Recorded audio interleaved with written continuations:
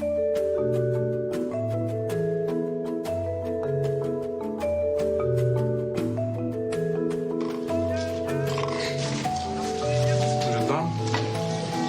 it's not done.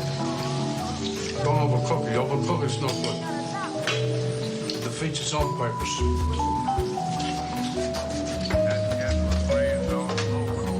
What are you doing? I just said don't overcook it. You're overcooking it. Bring it over. You want your steak? Bring it over. Bring it over. It's like a piece of charcoal. Bring it over here. You want your steak? Yeah, right now. Good. There's your steak. Can't wait for it done. No, I can't wait. Good. Okay? Happy? Happy? That's all I want. That's all I want. Here. No more. There. You bothering me about a steak? Huh? That's You great. bothering me about a steak?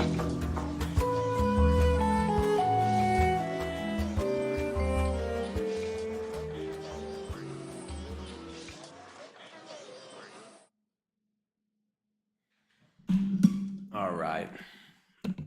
There we go. We are live. We are on Roxanne. We're on YouTube. It's been a while. It's been a little bit over a week since the Bigot Squad has assembled. How's my audio? Audio, got video. Turn that mic up a little bit. How's that? A little better? A little bit louder there. All right. All right, guys. I'm sorry I'm late. I'm so sorry I'm late. Late to my own party. But I have a fantastic excuse, guys. I was being briefed actually by the White House, by the good grown-ups at the White House, right? You know, that place where democracy happens, okay? There was this little thing you guys might have heard about called freedom, yeah? Little thing you guys might have heard about called democracy, yeah? Yeah, I know I'm using some of these big like college words, right? Democracy, freedom, yeah? Some of these things that I learned about in college, bro, at the university. Okay, I'm not trying to sound smart or anything, but you know, like midterm examination, right? Like multiple syllable words, right? Midterm examination, epistemonymy, right? You know, I mean, these are words that a lot of you bigots, you probably don't even know, right? Because you didn't go to college like I did, right? You don't understand words, these big sciencey college words like semester, right? Astrology, yeah? These words that you know you guys don't understand. Democracy, yeah. Well, the White House, that's where democracy happens, right? And that's where influencers like me, right? Big influencers, big name, important people, right? Not people that you know that you guys hang out with, but you know, big TikTokers, top TikTokers. Okay, I don't know if you guys have heard of TikTok, but that's where all the cool people hang out. The people who love democracy, the people who understand freedom. Okay, the people who understand words that you guys don't even need. Epistemology, epistemography, words like this that you guys wouldn't even understand because you're not big TikTokers like me. You're not university educated TikTokers. Okay, but I am. Okay, so I'm here to condescend to you guys. I'm here to condescend to you guys and learn you a little bit about freedom, learn you a little bit about democracy, and learn you about the big issues, right? Because there are big issues. There are big things happening in the world. Okay, I know a lot of you probably don't understand this, but there's a world that goes beyond, right? Beyond your Elden Ring game, right? There's a world that goes beyond your Nintendo Switch, and I'm here to tell you about that world, you guys. I'm here to tell you about that as a top TikToker. Me and Aaron Parnas. Who is this guy? Aaron Parnas, Miami white-collar attorney, Gen Z Democratic strategist. Views are my own. Retweets do not equal endorsement, obviously, right? Co-host the Zoomed In podcast, right? Like, look at that. Look at this guy. Look at that beautiful American flag. Star of David. Yeah. American-Israeli relations expert, Ukrainian crisis expert, physiognomy check passed, okay, with flying colors. Me and Aaron Parnas, we have been at the freaking White House, 30 other TikTokers, learning about the war in Ukraine and how this might affect you. You guys might have noticed that, hey, what's up with gas prices, right? Gas prices seem to be going up. What you don't realize is, actually, okay, actually, that's a good thing. This is a good thing, you guys. The price of food may be going up dramatically. Yeah. Gas prices may have, doubled, tripled in the last few years. But guess what? Sometimes freedom and democracy and a clean conscience cost a little bit more money. We're here to educate you on this. TikTokers, top TikTokers, learning about messaging on Ukraine and the situation from the White House. So I just got off of a Zoom call with the White House about the situation in Ukraine. A number of other content creators in social media and myself were invited to this event, which was on background, meaning that we couldn't record or take pictures, but we can discuss what we learned from it. Now, there was definitely a lot discussed, but in this video, I'm going to go over the specific question that I got to ask, the answer to it, and my thoughts on their response. And as a quick piece of context, a lot of the people there ask questions based off of the content they create and what they feel their audience might want to know. So that informs the question that I personally asked. So this was my question. Many people from marginalized communities in the United States have become dejected regarding the situation because there's an imbalance of coverage and assistance given to the Ukraine-Russia crisis compared to other occupations, invasions, and attacks throughout the world, some of which have U.S. involvement. What incentivizes these Americans to be in strong support of the U.S., given high levels of attention and direct aid against the Russian invasion, as we feel there isn't enough attention on related issues in other places throughout the world and right here in the United States? All right. First of all, bro, I'm going to need a little bit more inclusion in that question, right? I'm not hearing anything about marginalized BIPOC communities in Ukraine. I'm not hearing much at all, right, about LGBTQIA plus MAPS communities in Ukraine. So I'm just going to go ahead and just reprimand you here, Cahill Green. All right, bro? This is not how you do it. That's not how you do it. It's not how you go about it. And is that how you talk to the centers of power? Is that how you speak truth to power? No, I need more keywords, right? I need more buzzwords. Okay, equity, inequality, Native American, First Nations, right? What about the First Nations populations of Ukraine that are being affected like this, by this crisis? What about trans, BIPOC, and MAPS communities being displaced due to Russian aggression? Okay, how are BIPOPs and MAPS and Funko Pops, right? How are the BIPOPs, the Funko Pops, and MAPS communities going to be affected by rising fuel prices and thus increased costs of transport of Funko Pops from Amazon.com to BIPOPs' homes? Yeah, I mean, these are the real questions. Khalil, I don't know if he was paying attention during the briefing, but it seems like he definitely he wasn't. But let's see what his answer was. First, I'll try to give a direct summary of what they said, which can be divided into 4 different points. 4. According to them, one reason that this crisis is specifically notable is because of the size of the invasion, which is the largest since World War II. Second, they acknowledge that this coverage imbalance exists for crises throughout the world and encourage us as content creators to use our platforms to highlight different issues as they arise, especially when mainstream media fails to do so. Third, they said that just because something isn't getting mainstream coverage in media doesn't mean that the United States isn't giving aid, whether that be monetary, humanitarian, or military aid to other issues throughout the globe. And last, they said that they hope that this crisis at least raises the public consciousness around geopolitical issues throughout the world, and that even though Americans may not be proud of other things the United States has done globally, that they hope that we can look back on this moment and see how the United States rallied the West to stand up against Russia and be proud of that. And once again, that's what they said. Now, I'll just share 3 quick points of analysis that came to mind. So first, I think the best attempted direct answer to what I asked was the first point that they made, and that the invasion in Ukraine is so large that it could have global consequences which would affect everyone throughout the world, including here in the United States. Second, while I'm glad that they acknowledge that other issues, both domestically and internationally, rarely get as much coverage, I think it was a red herring for them to suggest that this was just due to media corporations. Like Biden's State of the Union, which was just last week, was definitely a time where he got to choose what issues would get awareness. For example, he made the decision to go up there and talk about criminal justice by saying the answer is not to defund the police, it's to fund the police. That's just to say that the government isn't helpless to the whims of the media, but they also have opportunities to craft the political narrative themselves. The last thing I'll say is that the answer generally had this tone of, America's doing a lot to help the world, but of course we wish we could do more. However, there wasn't a lot of acknowledgement in what America should stop doing in terms of their connections to occupations, invasions, and general bad faith actions throughout the world. And I want to hear your comments and opinions too.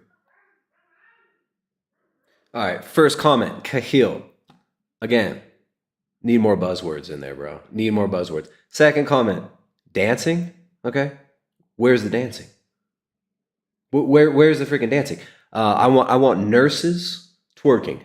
Okay, essential twerkers. I want I want pop music in the background.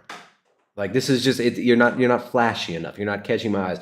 I want to see you guys, with a green screen of Russians, right? Just I want to see behind you just punching Russians, right? Punching Russians on the green screen and TikTok dancing. This is why we come to TikTok, bro. We don't come to TikTok for some scripted, corny ass White House scripted nonsense. We want to see dances. We want to see twerking nurses, essential twerkers. That's what we want, bro. Okay, so let's move on. Let's see what this young influencer has to say.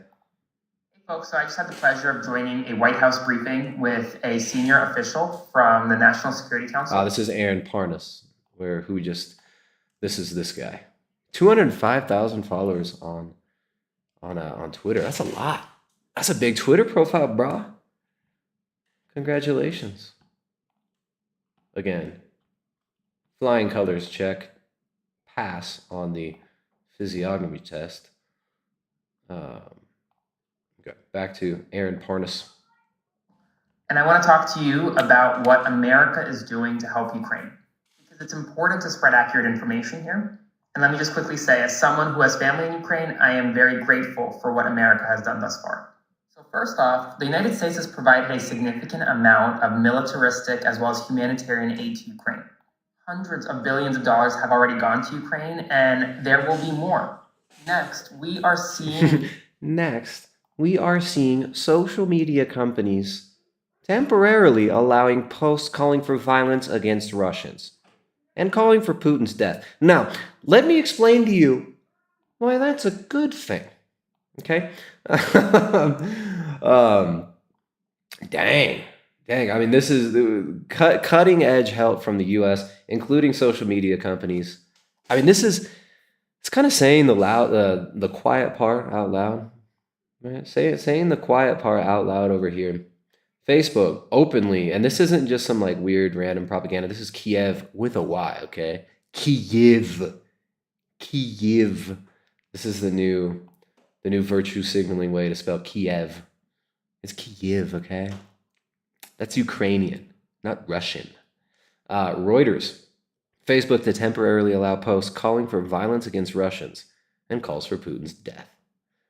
This item is part of our running news digest. According to internal emails seen by Reuters on March 10th, Meta will change its moderation policy in some countries to allow for calls of violence against Russians in the context of Russia's war against Ukraine. The temporary changes apply to Latvia, Lithuania, Estonia, Poland, Slovakia, Hungary, Romania, Russia, and Ukraine. So, there we go. I mean, it's not like this is a surprise to anybody. Right? I mean, you remember what was Kathy Griffin? Kathy Griffin with the infamous, beheaded Trump, the bloody Trump head holding her post on Twitter. That's allowed, right? This stuff is allowed. Calling for violence against Trump supporters, right? Punching Nazis. That's okay, right? But now we've moved on, right? It's not just punch a Nazi. It's punching Russians. Punching Russian Nazi. We're gonna make some Russian punch, some Nazi punch out of Russians. Punching Russians for fun. It's a gold Russian. Punching Russians. The Punching Russian Gold Rush on Facebook. I mean, this sounds like satire, right? But like everything in 2022, this is not satire. It just seems like it. Clown world is gone. Pedal to the metal, right? Fifth gear. Fifth gear. Pedal to the metal. Full on clown world. Right, it's okay. Punch a Russian, right? Hey, sock a Nazi and punch a Russian. Facebook and Instagram loosened some hate speech restrictions amid Russian invasion. So it's okay. It's okay to call for violence against Russians now on Facebook. Now, I mean, this is absolute insanity. But of course, this is okay, right? It's okay because Russians are bad, right? We've been told the last 6 years that everybody who disagrees with the regime is a Russian bot, right? The Russian bots, they got Trump in power. Now the Russian bots are just they're creating climate change, right? Myocarditis, all these things. Everything is because of the Russians. Everything. And these calls for violence against Russians. I mean, it seems corny, it's ridiculous, but at the same time, it's very alarming. And we have been seeing like Rokor churches, Russian Orthodox Church outside of Russia, Rokor churches being vandalized. Right? We've been seeing essentially sanctioned persecution of Russian emigre all throughout the world, right? Russians being banned from Ironman competitions, but Russians being banned from freaking cat shows.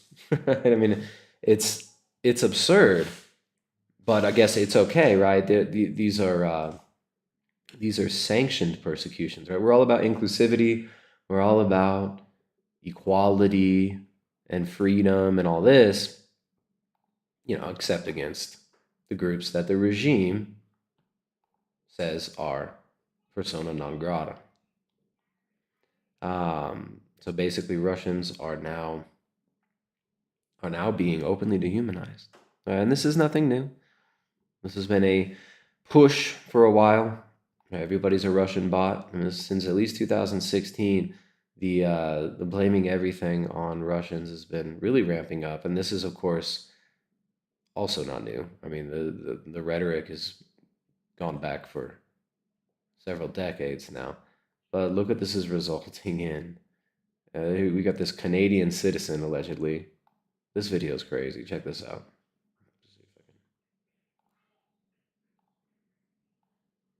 Volunteer from Canada has announced that he joined the Bratstvo battalion in Kiev. As usual, all the combatants in the video appear to be armed with AK-47 or AK-74 rifles. Interestingly, he also states that he was affected by TikTok videos. My name is Michael Tomelty. I'm from Canada. I was working as a tree planter in Australia when the war broke out. I was watching TikTok videos and I got very emotional and felt the need to come help. I made the journey here and I'm looking to help in any way I can. I will be here until the end of the war. I am hoping to do battle. If I do battle, if I bring harm, if I kill any Russians, know that to the Russian soldiers that I love you. This is not about you. I am battling your terrorist government. Putin needs to be taken down. Thank you.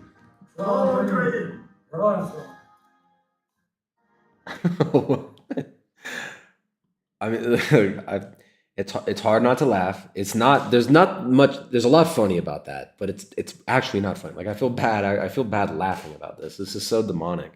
I don't know how genuine this is. I mean, it's honestly very difficult to tell satire from reality at this point. I mean, this seems like a satire video, right? The heartless, monotone, droning voice, the it just, everything about this seems so corny, but this is the pathetic and sad thing about what has happened to our culture. How dehumanized mass media, social media, and all of this has basically made us. I mean, we've been dehumanized. I mean, our human communication skills have been have self-destructed. Right? There's been a controlled demolition of our ability to actually communicate with each other, a controlled demolition of our families, of our communities, and of our psyches. So yeah, we got TikTok influencers meeting with the White House. We got this guy influenced by TikTok videos to go basically become a human sacrifice victim in a nation he would have never been to, a nation that he never visited until he heard about it on TikTok. So I don't know if this man has any military training. I don't know. I don't know. There's a big disconnect. Oh, if I have to kill any Russians, I love you. I'm doing this for your own good. I'm doing this because Putin bad man. I'm doing this to fight the climate crisis. I mean, it's like the LARP has become real life. The LARP has become real. Okay, let's move on. What's the next one? The next one. All right, so the messaging that seems to be so important now is, of course, this is Russia's fault, right? I mean, we're coming into a global food crisis, massive shortages in fertilizer, which we've been talking about here for months, right? The fertilizer in South America, the fertilizer prices where we live in South America have gone from, this is what I've heard, right? This is back in January. So in January, the fertilizer prices had gone from the previous year, them being $22 a bag, to $55 a bag. So they had more than doubled. The fertilizer price had more than doubled in a year as of January of this year. More than doubled in 1 year. Well, the fertilizer prices have gone significantly up since then, right? They keep getting higher and higher. And this is not something that's new, right? Fertilizer prices increasing, a huge fertilizer supply crunch, right? A huge shortage in fertilizer. This is not new at all.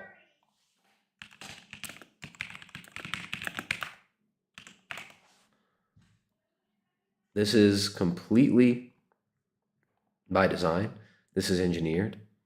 When you look at the long-term goals of the World Economic Forum, when you look at the long-term goals of groups like the Club of Rome, they've talked about phasing out the use of fertilizer, which consequently, these massive corporations and these companies that have created huge demand and reliance on these fertilizers have engineered a complete dominance of the market by these big ag and big tech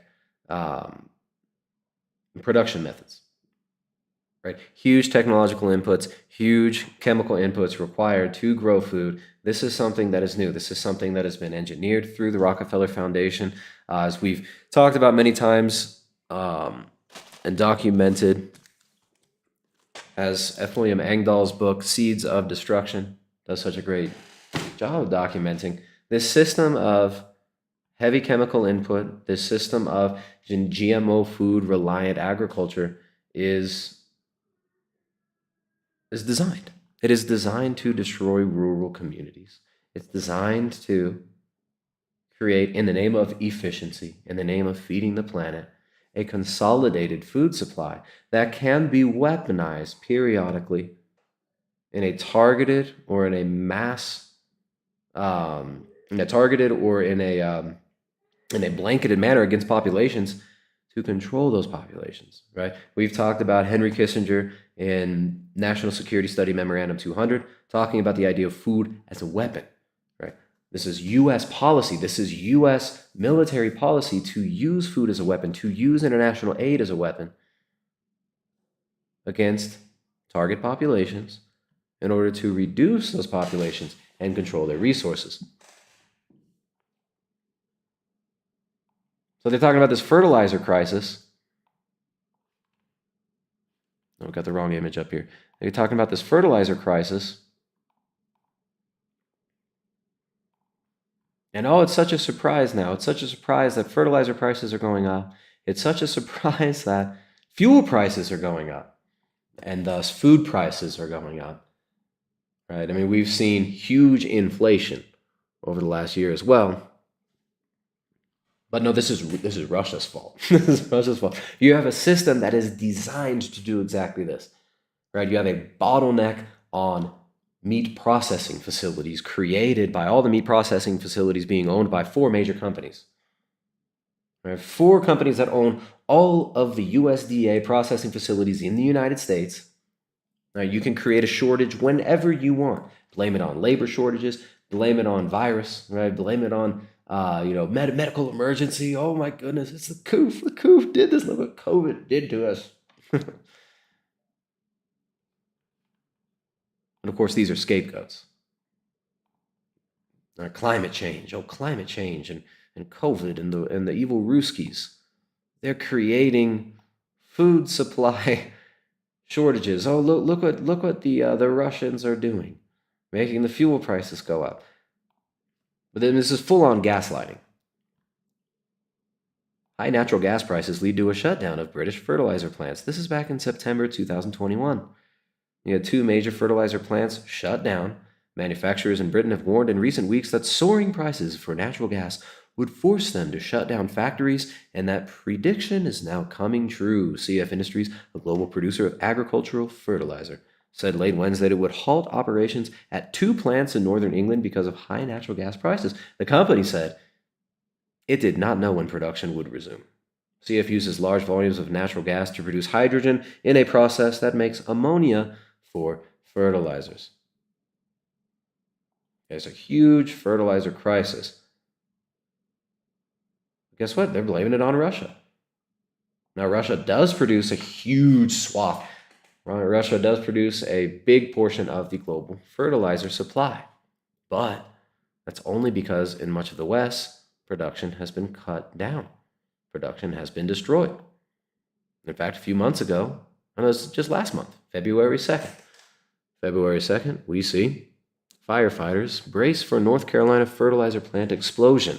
6,500 people evacuated. Uncontrolled fire burns at a North Carolina fertilizer plant early Wednesday, as there is still a risk of an explosion, forcing thousands of people to evacuate their homes and surrounding communities. So, the reliance on this fertilizer has created an engineered crisis. Right? We should not be relying on heavy chemical fertilizer inputs. Right? But because we've been duped into this big ag model of food production, right, where everything is centrally controlled by a few major producers, where the grain trade internationally is run by a few corporations. Right? Cargill runs, I believe, over 50% now of the world grain trade. Cargill runs over 50% of the world grain trade. And here's a fascinating bit of information, fascinating anecdote. I was talking to a friend recently who knows a guy who works for a big chemical supply company. His job is to essentially sell fertilizer at the international level. He works with clients in Brazil, all throughout South America, I believe North America as well, and has many clients in Brazil that he's been providing with fertilizer for a long time. These are big agricultural producers who produce much of the corn, wheat, and soy that is then exported to countries like China and the US in this huge global system that, in my opinion, shouldn't even exist, right? If we had more local food production, if people would support local food producers, if people would Use websites like eatwild.com, which I'm always promoting. I got nothing to do with that website. Hit them up though, eatwild.com. You can get in touch with local food producers and get locally produced animal foods and plant foods, right, from your region. Right, regional and localized food production. This is where it's at. Not everybody needs to produce their own food. Most of us cannot produce our own food. Most people live in suburbs and cities these days. Right? The rural areas have been kind of depopulated to a great extent. Now there is a push of coming from the grassroots level of people wanting to move out of the cities for obvious reasons. People wanting to move towards a more agrarian lifestyle. That's a good thing. That's a good thing. That's a really good thing. But the shift towards this chemical agriculture model has made us reliant on these things like heavy fertilizer input. So this guy who sells fertilizer internationally, he's talking to his contacts in Brazil, and they're telling him they're having a really hard time getting fertilizer. And he's like, look, I've got connections. I've got some. I can get you this fertilizer. I can get you enough fertilizer for your crops this year. How much do you need? And these producers are saying, no, you know what? We don't even need it. We don't even want it. These are big, major producers in Brazil. And they told him Cargill has told us not to sow seed this year. We are being told by Cargill not to sow seed, not to plant. Right? So these companies that make profit from selling these grains are telling producers, don't even sow seed, don't even plant. Now, you take that as you will. Take that as you will. To me, that's very alarming. And this is something that I heard several months ago before this big hike in fuel prices and this major surge in fertilizer prices due to the sanctions, right? Western sanctions on basically themselves. Because to fight the Russians, and this is all the Russians' fault, right? It's all Putin's fault. It's all the Russians' fault. To fight the Russians, we have to implement austerity measures, digital ID, central bank digital currencies, energy, food, fertilizer rationing in Western countries to pwn the Russians, right? But this is how dumb, this is how decadent they think we are. Now, I don't think people are as dumb as the media seems to believe they are. I think people are a lot more intelligent than these retards give them credit for.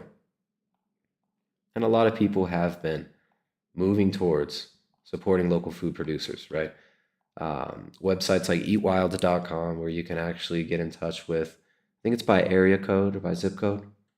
You can get in touch with farmers in your area. People are starting to look at, producing some of their own food, right? Having rabbits, right? Rabbits, relatively simple. They're a little bit sensitive. We've had trouble when we've tried to raise rabbits, but we fed them some of the wrong plants. Rabbits, guinea pigs. There you go, Mongoose McQueen in the YouTube chat, mentioning that guinea pigs require very little space. This is how they do it in South America. Throughout the Andes, guinea pigs have been a major source of protein and fat that you can produce locally. In fact, a lot of like the old school homes, they would have a wood-burning stove, and the bits from the wood-burning stove would fall back and would be kind of swept back into this guinea pig run that would go around the back of the house, and the guinea pigs would use that as a heat source and then also get fed by the scraps that are falling out of the back of the stove. They call guinea pigs cuy down here. Right? And it's a great source of meat. It's actually better meat than chicken, far better meat than chicken, especially the poultry that you're going to find, like the mass-produced Tyson Foods nonsense. They're going to find in stores in places like the U.S. where you have a consolidated food supply. You're going to be better eating stuff like cuy that you produce yourselves. But a lot of people are moving towards this. A lot of people are realizing that producing some of your own food, you're not going to. None of us are going to produce all of our own food. You got to be honest. You got to not get this idyllic, almost, I guess, very, very idealistic, we'll say, in a nice way, vision of, oh, we're just going to produce all our own food. We're going to be so self-sufficient, bro. Right? This idea of self-sufficient, being self-sufficient. I think it's kind of stupid in many ways. And let me explain why. Nobody is going to be completely self-sufficient. Right? This idea of being self-sufficient, not relying on any outside trade, not needing any materials from the outside.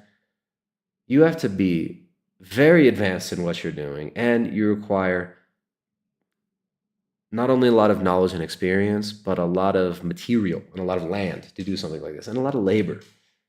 Right? But getting relatively sufficient at producing some of your own food, right? Having local barter and trade networks. This is how people have always done it. Or when you look at homesteaders in the South, and I'm not talking about homesteaders as in like, some fake tittied trad wife in a white dress making TikTok videos, making a 50-second TikTok videos with, her basket of peaches from her tree that the people that own the land 10 years before her planted, right? And showing her little two goat kids, little two goats, got her little goat kids that have like $100,000 barn that's heated and stuff. I'm talking like when you look at people in the South, right? The good old boys in the South, these are people who usually have jobs in town, right? And they're doing small scale kind of hobby farming in order to feed their families, right? In the morning, they do a little work. In the evening, they do a little work. Might have some chickens, might have a few bovines, might have some goats, might have a little pond with some fish. I'm talking about those type of people. That's what we need to be kind of looking towards as examples, right? Don't look towards the TikTok makeup and professionally lit farm chic fake trad homesteaders, right? The $300,000 barn with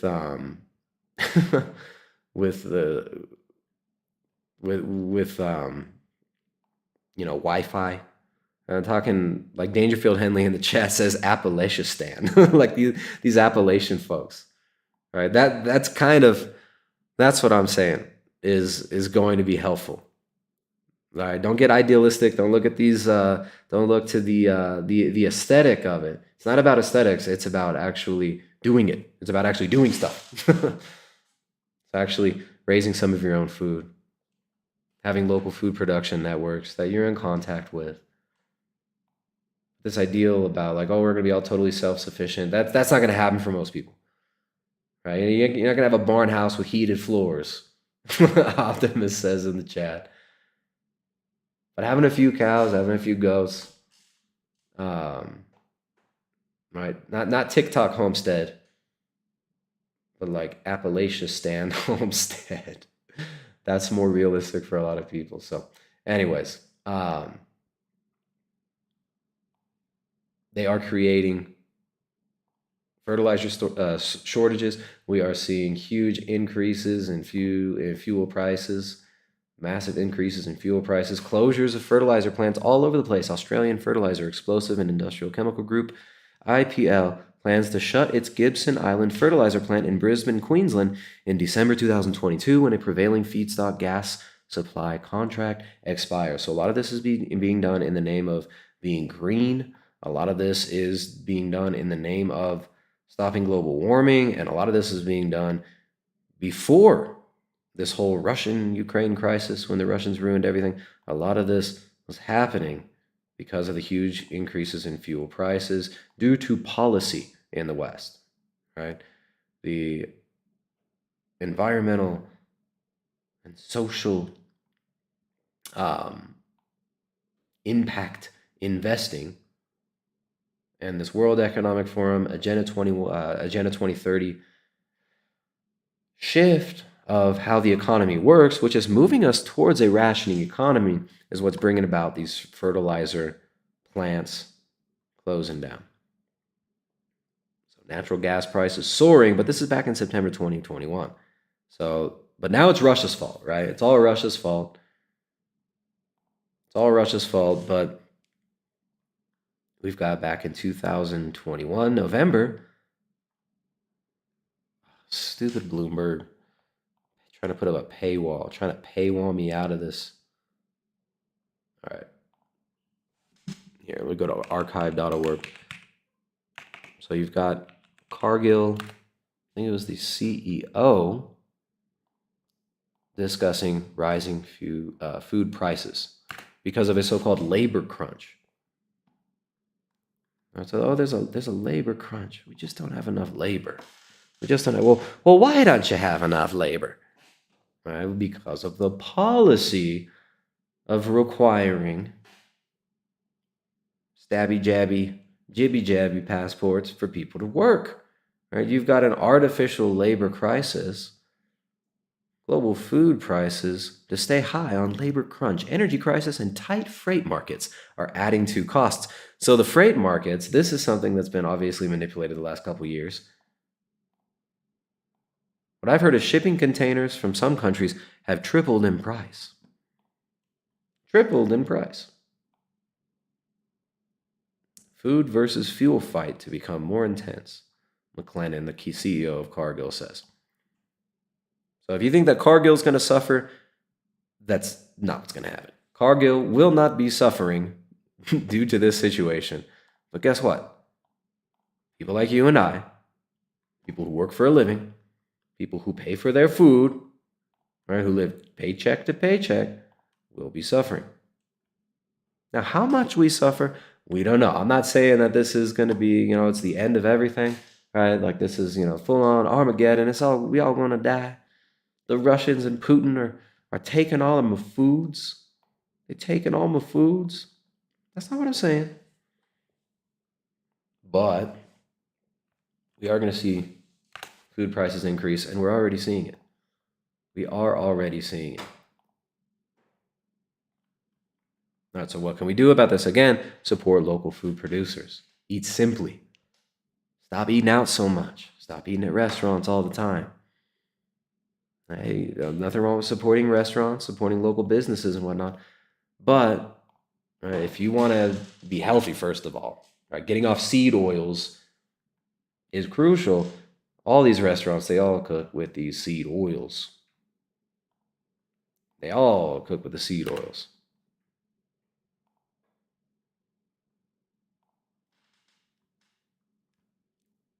So we got to get off the seed oils. Stop eating out all the time. Start cooking at home. Start cooking food at home. Buy food in bulk. Right? Fill your freezer up while you can. Right? It's not a bad time to buy a quarter of a cow. Not a bad time to buy half of a cow. Not a bad time to buy a couple chest freezers and fill those up with good quality foods for the months to come, because we might see foods prices increase. Right? Of course, reducing medical costs in our daily life. Right? Reducing the cost of living can be accomplished by simply getting off a lot of pharmaceuticals, which can be accomplished by simply taking control of our health, right? Getting outside, right? Hey, working outside with your hands a couple hours a day or 1 hour a day, right? They're just going for a freaking walk, right? How many people, what portion of the population in the United States is obese right now? It's massive. It's massive. So getting some more exercise, taking care of our body, taking care of our immune system, right? By getting off all the processed food, by eating more simply, right? Right now it's the Orthodox Great Lent. It is Great Lent right now. So a lot of people are eating more simply, right? Unfortunately, not many people in the world are Orthodox Christians. But orthodoxy has been growing. Thank God. Glory to God. And right now it is Lent, so people are saving money on food. But during Lent, stocking up that freezer for after Lent might be a good idea. Might be a good idea. So getting in touch with local food producers, hitting up eatwild.com. Again, I got no affiliation with eatwild.com, but I'm always trying to send people there because I want you to support local food producers. Right? You can get in touch with farmers and ranchers in your area and get food directly from them. Stock up your freezer so you got it for the rest of the year. Yeah, so not a bad time to store some food. Not a bad time to get in shape. not a bad time to get your metabolic health dialed in. All right, so what's going on? Let me come over here and check on the chat in YouTube and Rockfin. All the bigots on YouTube and Rockfin. Also, hey, not a bad time to smash the like, share the video, like the video, all that, right? Smash the Russian if you like the button. No, I'm obviously kidding. Obviously kidding. Support your local Russian businesses and support the streams we doing here by dropping your tips. If you're on Rockfin, stakeholder, dropping that $5 tip. Thank you, dude. Share the videos, like the videos, do all that stuff. Drop a tip via Streamlabs. What's up with you bigots on YouTube? What's up with them tips on Streamlabs? Y'all bigots on YouTube. I don't want to have to get heavy-handed here. All right, fuel prices have been going up. All right, fuel price, but those fuel prices might be a little more difficult to deal with, right? If perhaps somebody was to contact your employer and tell them about the gamer words you've been saying in the chat of the YouTube videos here. You don't think we can find your employer by looking at your YouTube profile? Well, we might have to contact them if you don't maybe support the stream a little bit. Yeah? It'll be more difficult to buy fuel if you don't have a job. And also shout out, here we go. Where are we at? We got shout out to chalk.com. Chalk.com, you want to support yourselves. You want to improve your immune system. You want to help smash the fast and fight Putin. Every single order you place at chalk.com, when you use the code BIG50, 50% off store-wide, right? And 50% more freedom for Ukraine, 50% more persecution of random Russian emigres abroad, right? So there will be 50% more punch into Russians if you use that coupon code chalk.com big50. You're gonna get 50% off, highest quality adaptogens, natural supplements. Right now is the time to boost your immune system. Now is the time to get yourself together. Now is the time to smash the fascist. You guys want to fight fascism? You guys want to fight Putin, aka Putler, aka literally Hitler? Okay, I will personally, every time you use the coupon code BIG50 at chalk.com, I will punch Putin in the face 50 times. Okay, that's a guarantee. That's a guarantee. And yeah, so shout out to chalk.com. You can use that coupon code BIG50. I personally am a big fan of the I use the daily every day. Use that purified shilajit. I also use that Tomcat Ali extract, the Tomcat 100. I use those three every day. Hit them up, chalk.com, CHOQ.com, coupon code BIG50. So I'm going to throw the link. Link is in the chat. Billiam dropping a $2 tip over there on Rockfin. Thank you very much, Billiam. Billiam Clinton over there dropping that tip. Thank you, man. Share the videos, guys. Like the videos. Drop them tips. And also support yourselves by hitting up chalk.com. So anyways, yeah, Cargill CEO, food prices are going to go up. Oh, what a surprise. What a surprise. Fertilizer shortages and fertilizer plants burning down. I think that's very strange. The timing of this is just perfect. Higher fertilizer prices could impact U.S. acreage allocation as power issues in China impact feed costs. So another thing, I forgot to mention this, another thing that you're going to see with fertilizer price increases is more destruction of small family farms, right? Small family farms that have become reliant on fertilizer. Now, I'm not saying we should be using fertilizer. I think it's a bad idea. In fact, on our little, we're not providing food for a whole community here. We provide some of the food needs for our own family, right? But we do this with zero chemical fertilizer input. We use animals, right? Ooh, the old-fashioned way, right? We be backwards hillbillies out here. We use animals for fertilizer, right? And we improve our soil quality and improve the production of the land rather than doing the opposite, which is what these chemical inputs do.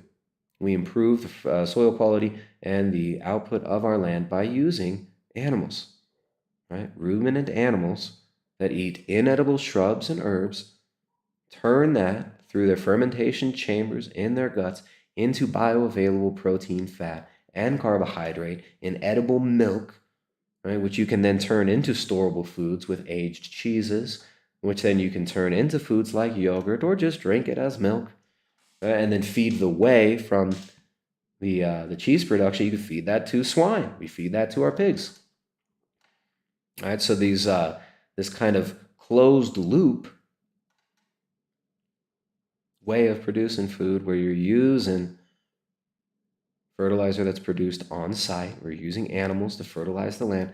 This is going to create a situation where you're not reliant on high fertilizer prices. But what happens is when fertilizer prices go up, many of the small farms, which are always just one bad harvest away from going bankrupt, right?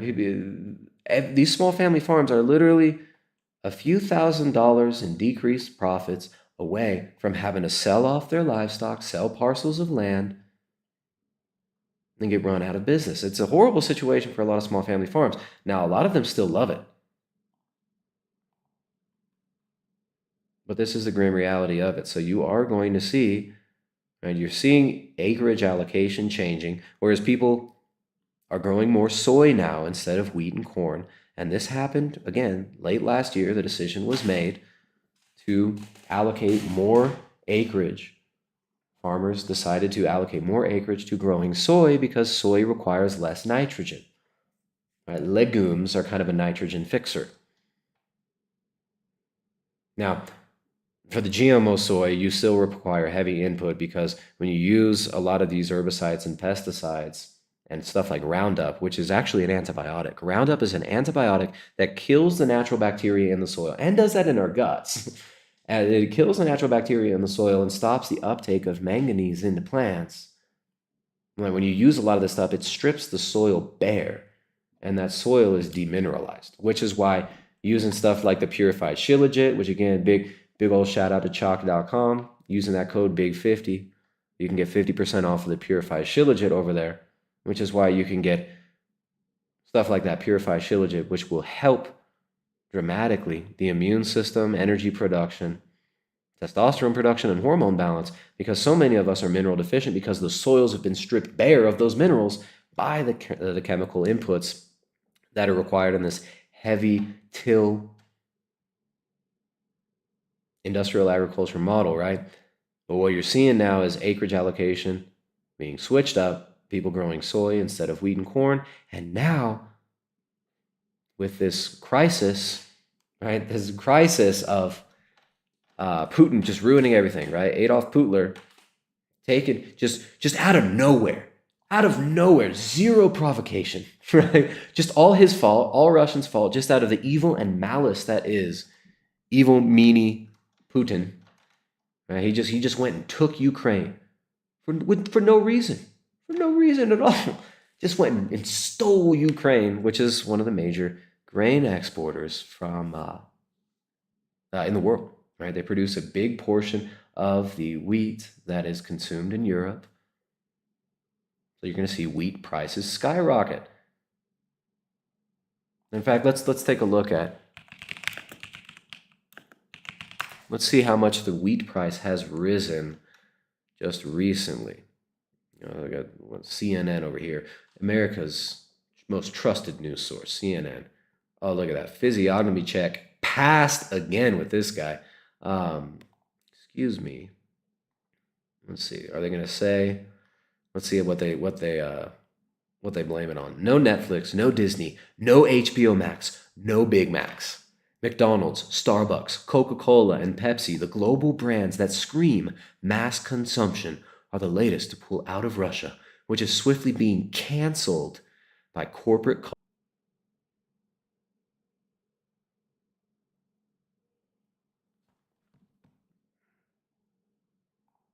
Are we back?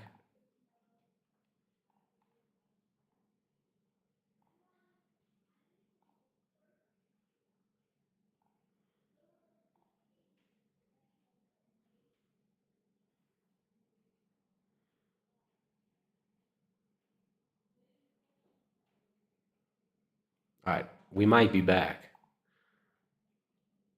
Let's check. Oh, I think we're back. I believe we're back, bigots. Look at all y'all hanging out here still. All right. I'm sorry, guys. That was some major Russian interference going on here with my internet connection. No, I needed to do a wardrobe change. I was getting a little hot and bothered in that sweatshirt. I had to take that hoodie off. I'm getting so mad at Putin, who keeps making all the cost of food go up, right? Putin keep making that climate change. Putin about to give me myocarditis over here. Get that Putin-induced myocarditis. That Russian aggression needs to be checked. Okay, so we are back. It looks like we're solid now. Major internet outages going on there. What's up, Jay Dyer up in the chat? It says, pull the plug on the Ecuadorian internet cables. Look at that. We got major support over there on Rockfin as well. Thank you guys for the support. We'll read some of these tips later. ELC, K Millie, Chase up in the chat. What's up, guys? What's up, y'all? What's up, y'all on YouTube? Wait for the YouTube stream to come back online. Let me just retweet this over here on Twitter. Make sure to get more bigots up in the chat. We are here. We are live. And there's nothing you can do about it, Putin. Friggin' Putin over here sending his Russian bots to attack the internet connection. Putin over here trying to shut off the internet connection to the entire country of Ecuador. Well, we are over here like good little TikTokers, dancing with the essential twerkers from CNN. Forget about oil prices. Watch the cost of bread. So some gaslighting here from CNN. And isn't this amazing? Look, McDonald's, Starbucks, Coca-Cola, Pepsi. What else have we seen in the last week or so? Pornhub, right? Cutting off services to Russia. Right? Video game companies cutting off services to Russia. Literally all of the weaponized pop culture. We're going to cut Russia. If you don't stop your aggression, we're going to cut you off from our, autoimmune producing food supply, our industrial kibble. We're going to cut you off from McDonald's and Starbucks and Coca-Cola. We're going to stop streaming Disney Plus into your country, right? We're going to stop allowing you to access our cultural and spiritual propaganda from Disney, right? We're going to stop sending you McFreedom from McDonald's. Oh no, I'm sure Russia is just going to hate that. Russia, if you don't stop, we're going to make the price of fuel go up 200, 300% for our people. If you don't stop right now, Putin, if you don't stop this aggression, we are going to pay $10 a gallon in gasoline in the West to pwn you, brah. So we've got, let's see, 30% of global wheat exports coming from Ukraine and Russia. And this has been like this for a long time. Russia and Ukraine produce a significant amount of the global wheat. The wheat is not being grown in your local neighborhood. The wheat you're eating is not being grown at your neighbor's property like it used to be. Back in the day, this has all been kind of siphoned into this huge behemoth big ag model, and globalization has made us vulnerable to these type of supply chain fluctuations, unfortunately. So The Economist, again, big ag is not feeling the pinch, right? You and I are going to pay more for food. You and I are going to pay more for fuel. You and I are going to pay more for everyday goods and services, but big ag is going to be making record profits. Big ag will be making just as much money as they always have.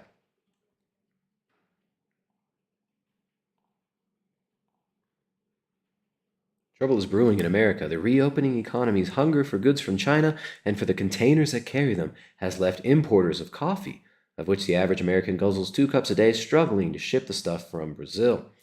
They are using whatever they can get, said Janine Mansour of the Port of New Orleans, where much of America's raw coffee lands. That includes much bigger boxes, which reach the maximum allowed weight before they are full. Importing part-empty containers adds extra costs, as Mansour says, and these will ultimately be swallowed by consumers. So the consumer gets screwed, the producers get screwed, but the middlemen make like bandits.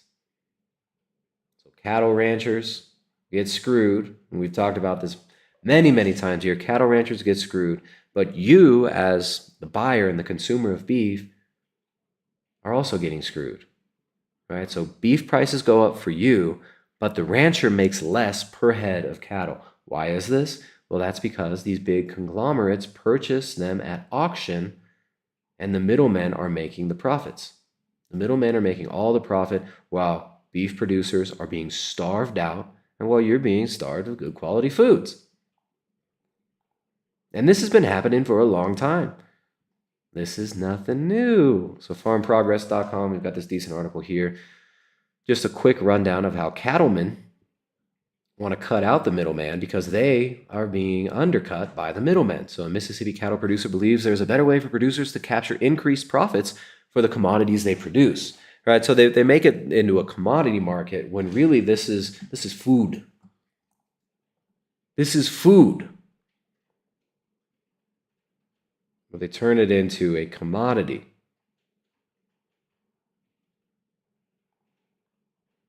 Mississippi cattle ranchers, they getting screwed, but the consumer is also getting screwed. Who's making the money?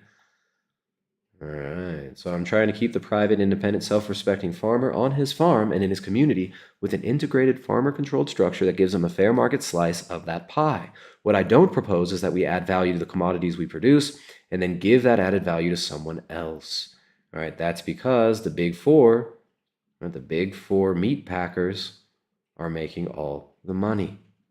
They are making all of the money while the producers make very little and are having to sell their land, and while you pay more for beef.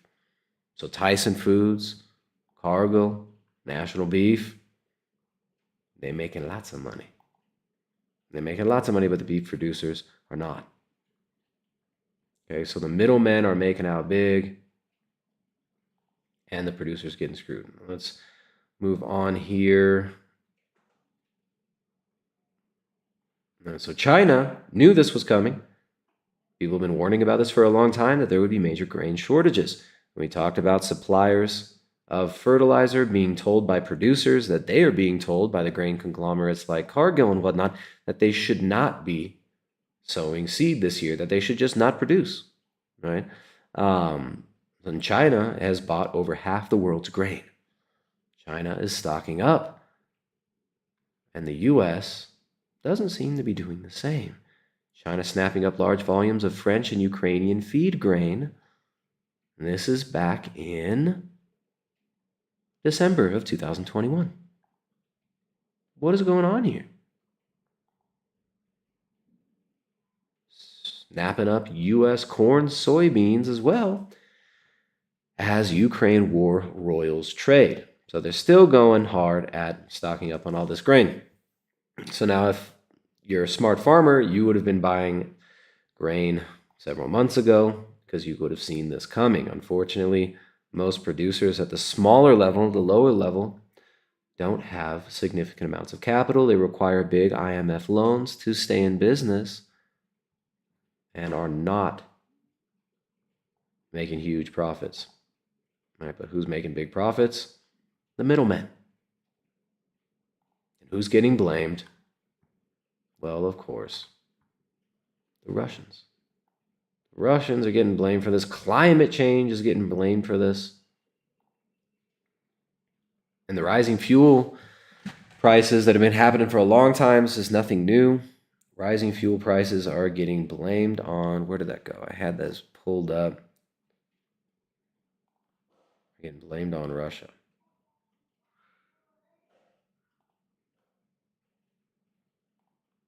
Got to find this quote here from our President of the United States of America, the great Joseph R. Biden. Find this link. Excuse me.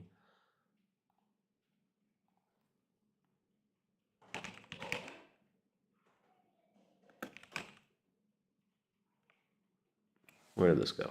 I had these clips from Biden talking about the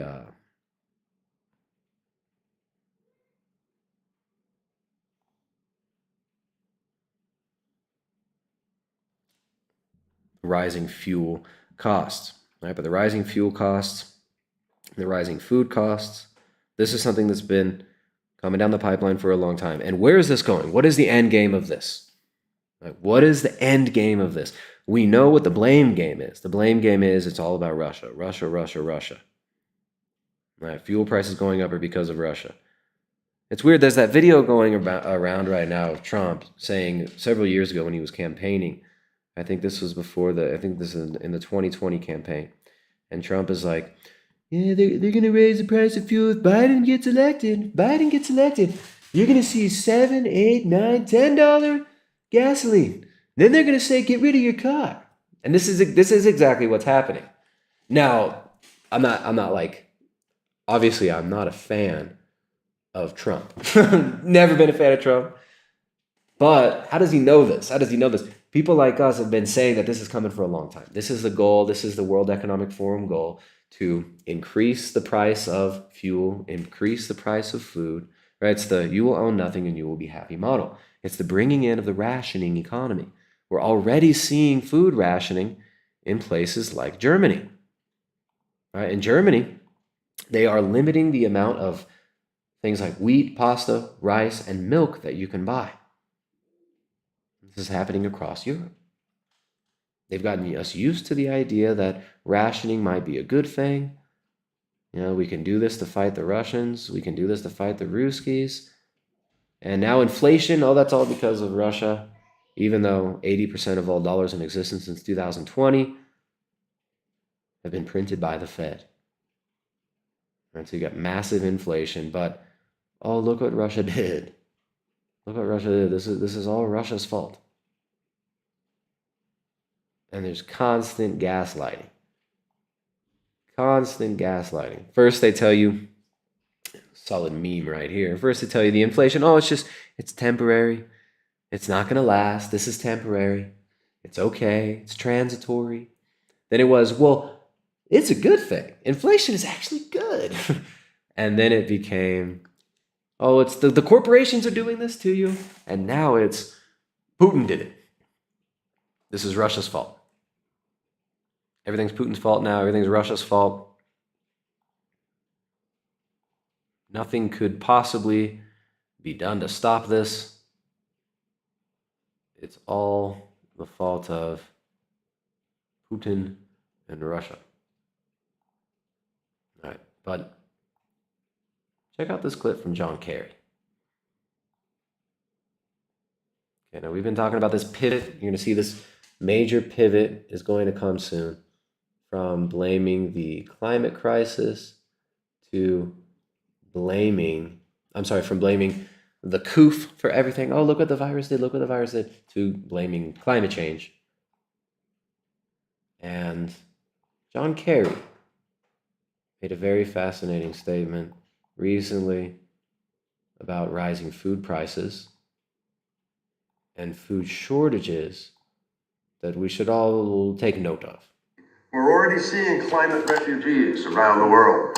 If you think migration has been a problem in Europe from the Syrian war, or even from what we see now, where do you see 100 million people for whom the entire food production capacity has collapsed? We're already seeing what? People for whom the entire food war, or even from what we see now, has been a problem in Europe from the Syrian war, or even from what we see now. Where do you see 100 million people for whom the entire food production capacity has collapsed? So 100 million people for whom the entire food production capacity has collapsed. Huh?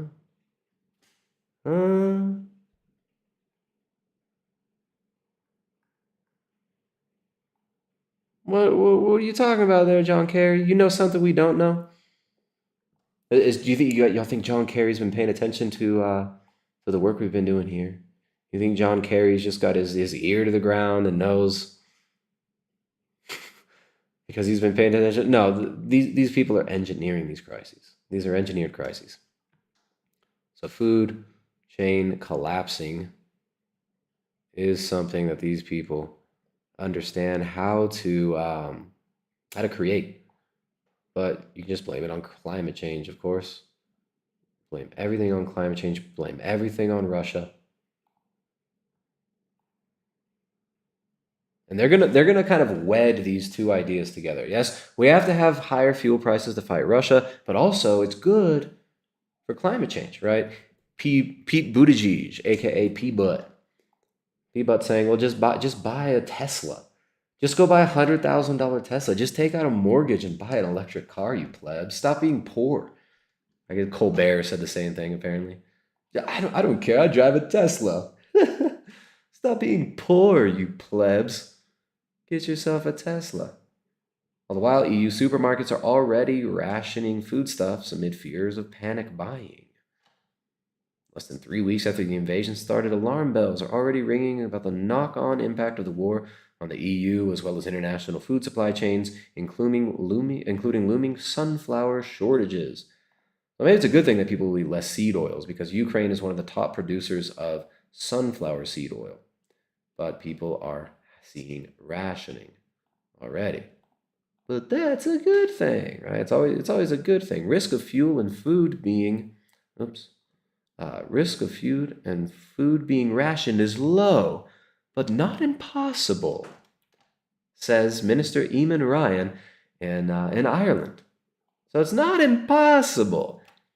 So what I think we're going to see is the normalization of a rationing economy. If we do see a major and significant decrease in the value of the dollar or a full economic collapse, what everybody watching this probably knows is coming is the implementation of the central bank digital currencies and the social credit system tied into these digital currencies, where people's ability to purchase certain foods will be programmed into the digital currency, where the Fed will tell you what foods you're allowed to buy, where the Fed will tell you what foods are okay to purchase. This is completely... It sounds completely insane, but it's exactly what we've been saying is coming for years. They want to move you towards a rationing economy. They'll call it the sharing economy, the circular economy. And they tell you that there's this huge there's this deficit in fuel. Like we don't have enough gas. Oh my goodness, if we don't buy fuel from Russia, if we're not buying natural gas and oil from Russia, how are we going to get fuel? You know, it's crazy. Texas can produce enough oil to fuel the entire United States. In fact, the Texas oil industry estimates that they've got a near infinite supply. People have been saying this for so long that Texas can actually produce enough fuel, enough oil to fuel the whole world. But it is policy that keeps them from being able to do it. Right? That oil is not tapped because of the green policy and because of these insane globalist networks that create artificial shortages so that you rely on Saudi Arabia, so that you rely on Venezuelan, Russian oil. It doesn't need to be that way. And then they blame Russia, they blame geopolitical tensions, growing disparity between supply and demand, driving up prices. This is back in February. Geopolitical tensions. No, what's driving these prices up is market manipulation at a grand scale. Okay, so we are seeing a huge, astronomical increase in fuel prices. And they say, well, the problem is you guys just want too much. You guys need to cut your energy demand in Europe. Europe needs to cut energy demand now. This Bloomberg op-ed by Javier Blas. The world is facing its gravest energy shock since 1970s oil crisis. 4 decades ago, only the petroleum market was involved. This time, Oil, natural gas, electricity, and thermal coal, the world's top sources of energy, are being hit simultaneously. Oh my goodness, why is climate change doing this? This is giving me so much stress. I'm going to get myocarditis from all this Putin-induced fuel supply shortage. Look at this. Short-term electricity prices have surged 1,000% in many countries in Europe. That is insane. This is madness. 1,000%. 10x on your gas bills, on your electricity bills to heat your homes.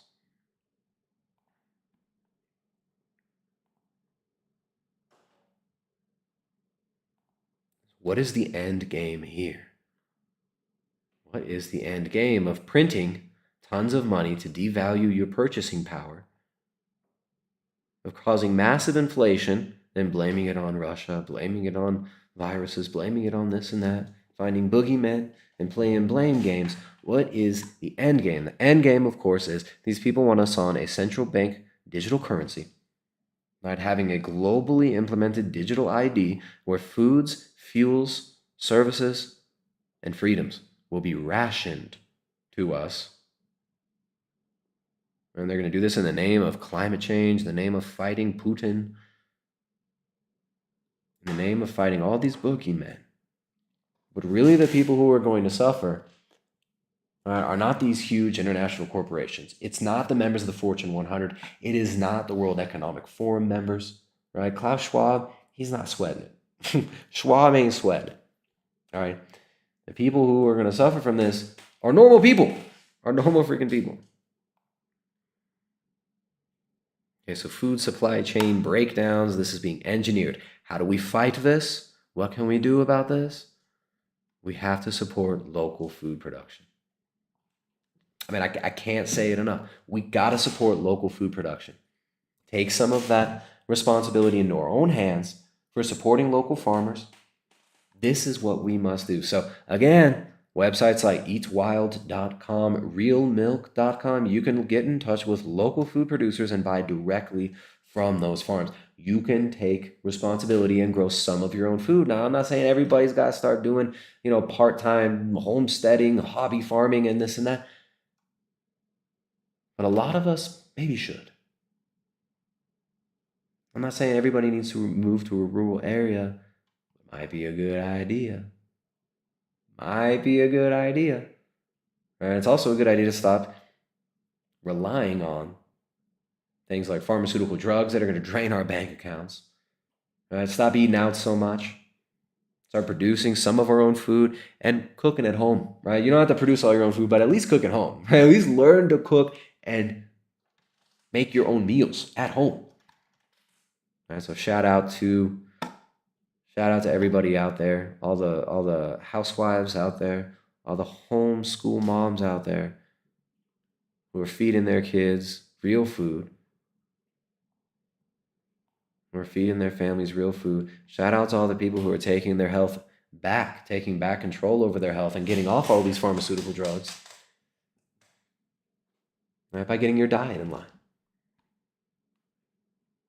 Shout out to all the bigots on YouTube who are sharing the video, liking the video. Guys, make sure to hit like. I'm sorry for the interruption earlier. Shout out to the Rockfin bigots. Dang, Rockfin, look at Rockfin dropping tips. Dropping tips. Rockfin dropping tips. ELC says I was going to spend this tip on a Russian bakery. I can't eat gluten, so take it instead. Thank you for that $10 tip, ELC. ELC always up in the chat. You guys, if you're watching on Rockfin, share the videos, like the videos, and make sure to subscribe. If you subscribe, you're going to get access to all the other premium content on here. Thank you guys for supporting. Thank you guys so much for supporting with these tips. We got another tip over here from this big old fat tip. Big old fat tip from Chase. And that is not, look, at first when I saw these tips, I was like, wow, is that actually my brother? This is not my brother. This is somebody who's got a bone to pick with my brother. Come on, brah. I know you got multiple handles. Why you got to make fun of my brother? Why are you so mad at my brother? DM me. Let's talk it out. But hey, I got to say, I appreciate the big old fat tips. $100 tips says, my name is Chase and I have a nug poem fetish. What the heck is a nug poem? I feel dirty even saying that word. Another big old fat tip. Another big old fat $100 tip. We got the top supporter of the day.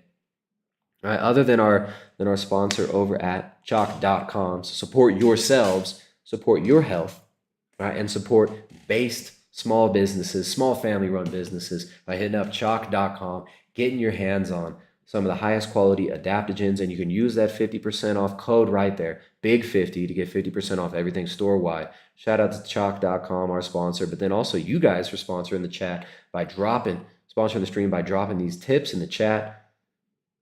Jay says autocorrect is run by global homo. The globalists want to autocorrect all you folks. The globalists are autocorrecting all of your tips. You're trying to type jokes in the chat, but the globalists are autocorrecting it. They're auto spelling it for you, folks. Chase dropping. Look at all these big old fat tips, dude. Keep it up. But hey, why you gotta hate on my bro? You gotta hate on my bro. I love my brother. DM me. We'll talk it out. DM me. I think you talked to me on Insta. Hit me up on Insta, homie. Let's talk it out. Let's figure it out. Let's get you a new handle. Thank you for supporting number one tipper today. Number one tipper all week, in fact. Making up for all you stingy bigots.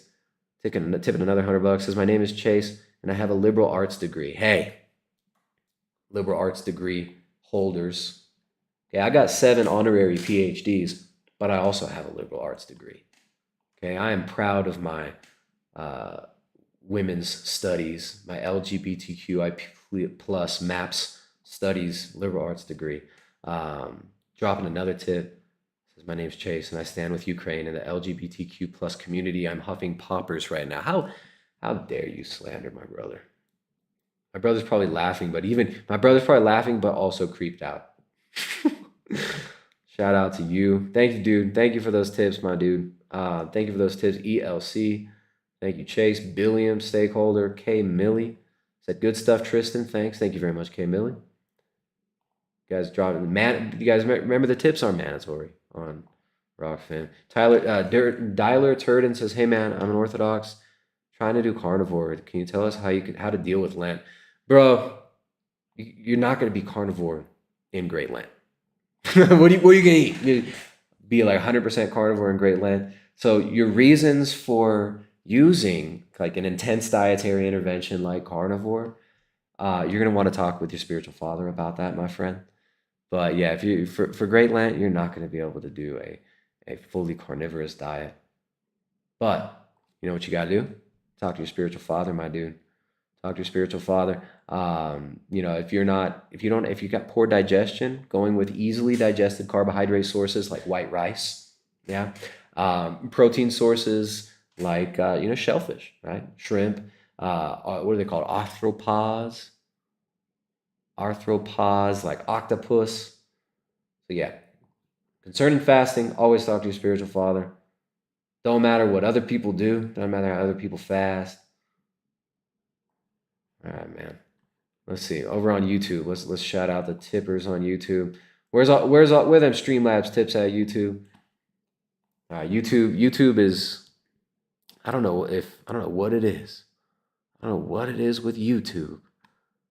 I gotta drop the link more. Maybe that's it. If you do want to support, if you got questions, comments, you can drop a tip via Streamlabs.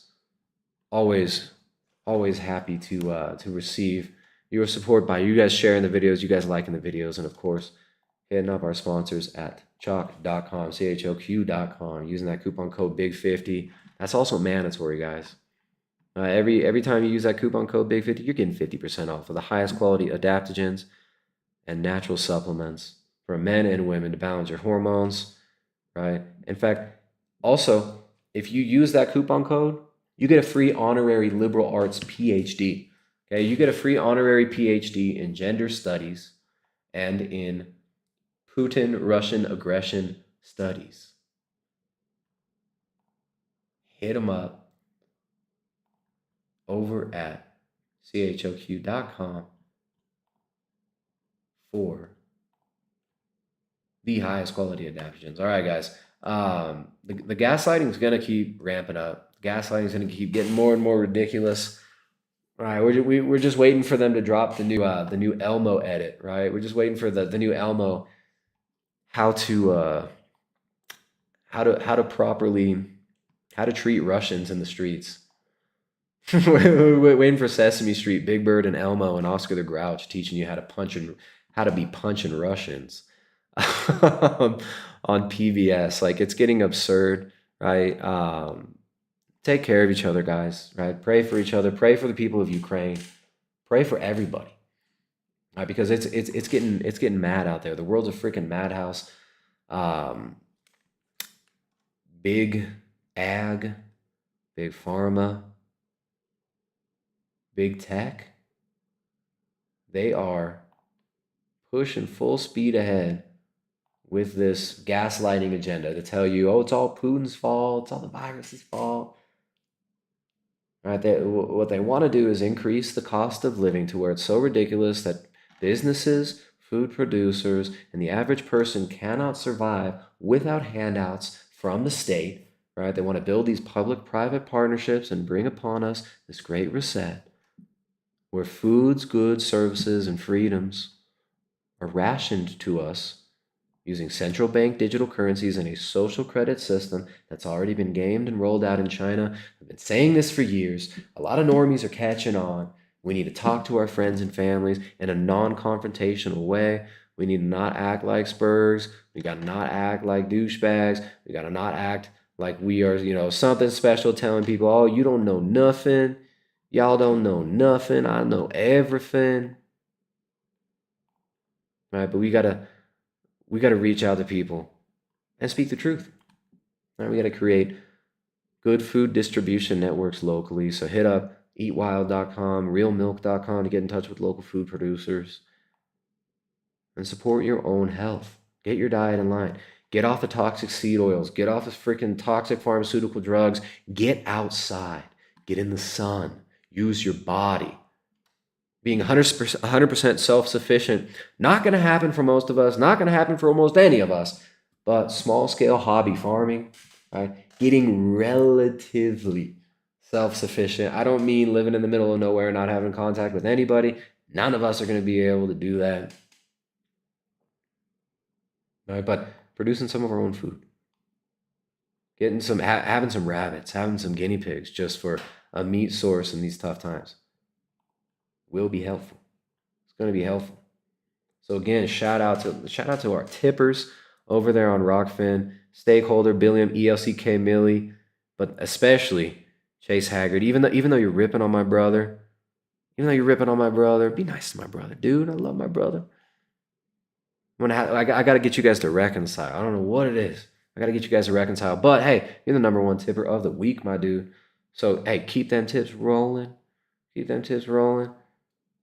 supporting content like this. Shout out to you, Chase Haggard, up in the stream on Rockfin for all those tips, dude. Like, very much appreciated. I'm honored that you guys find this stuff worthy of sharing, that you guys find this stuff worthy of tipping, that you guys find this stuff worthy of even watching. So take care of yourselves, take care of your families, take care of your communities. Pray for the people in Ukraine. Pray for the people in Russia. Pray for peace. All right, and pray that this acceleration of the madness and clown world can stop so that we can live out our lives in peace and in dignity. Right? And pray for us as well. Pray for me. All you guys, all of our Orthodox brothers and sisters struggling through Great Lent. Shout out to all you guys. Pray for me and the family here. And may God have mercy on us all. And may this madness in the world stop. You guys have a great night. I'll see you soon.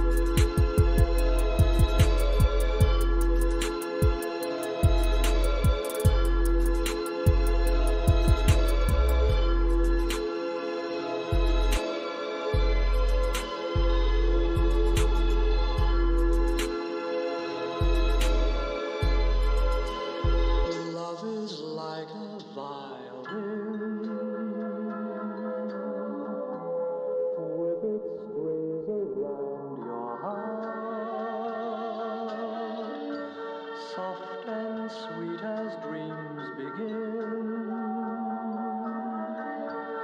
sadly crying when you part,